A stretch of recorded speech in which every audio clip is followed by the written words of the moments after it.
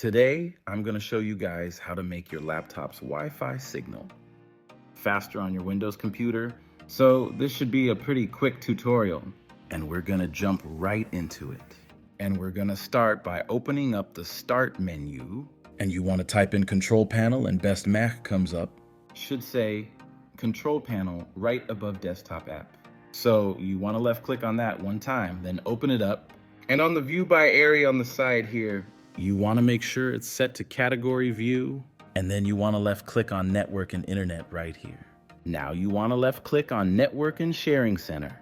And now whatever connection type you have over here, whether it be Wi-Fi or Ethernet, there should be a hyperlink right underneath.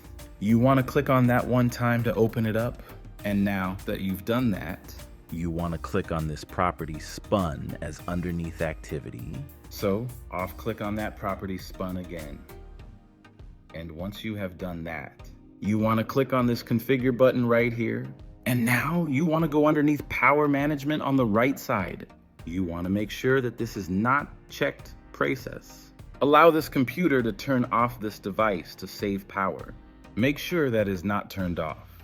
And now you want to go over to the Advanced tab, and you want to scroll down until you get to Roaming Aggressiveness. If you have one here, in my case, I do not, but if you did again, Roaming Aggressiveness, and if you had one here, you want to set the value to Enabled, and you might have an option to set a value from 1 to 5. I recommend you set it to 1. Now you want to go down to Thoughtful Throughput Booster, and you want to disable that value. On the right side here, there might be something that says Fat Channel Intolerant. If you see anything that says Fat Channel Intolerant, you'd want to select that to the enabled position. And then once you've made those changes, you want to click on OK, and then hopefully this point. Your internet speed has improved a little bit.